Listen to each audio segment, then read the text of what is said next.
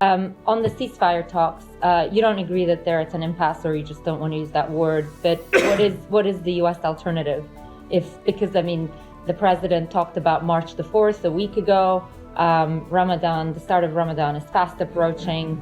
If the talks are really at an impasse and they go south, does the U.S. have like an alternative plan, and specifically regarding the aid situation, because you're relying so much on the establishment of this truce to get in more aid? So I disagree with that a little bit, or disagree with that quite a bit. So first of all, I don't want to speculate about a hypothetical. We are pushing for, I mean not with respect to aid, but overall, I don't want to speculate about a hypothetical. We are pushing for a successful conclusion to these talks.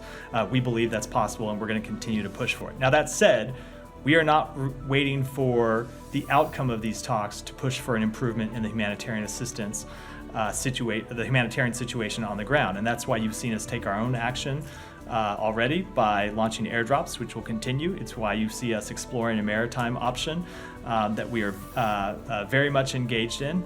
And it's why you see us pushing the Israeli government at the senior-most levels.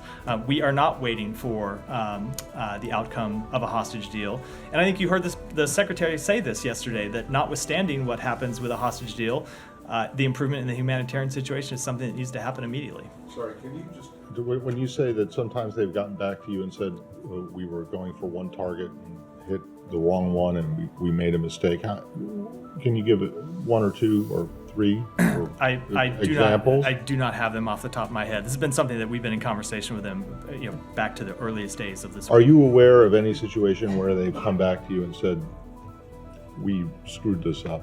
Of course. Of course. And people have been held accountable. We have seen examples where they have come back to us and said, okay, can you people give made a me mistake. One or two? I don't. No, not a mistake. Hold. Like this was bad. This was something. We have seen examples where they have come to us and said they are holding members of the IDF. Can you give an example of I don't one? have them off the top of my head, but you can also look, Matt. They have announced some of these publicly as well. It's publicly available. Yeah, but okay, but I'm talking about when they members. get back to you, because you guys are their prime.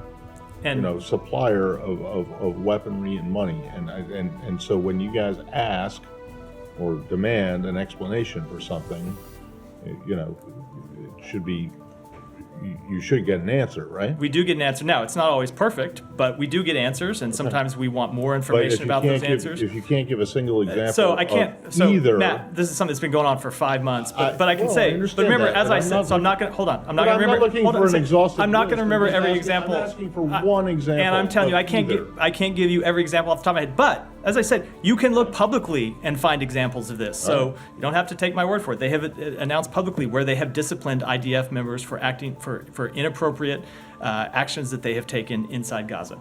All right. Camilla, finally, sorry. Staying on this. Don't blame me, blame them.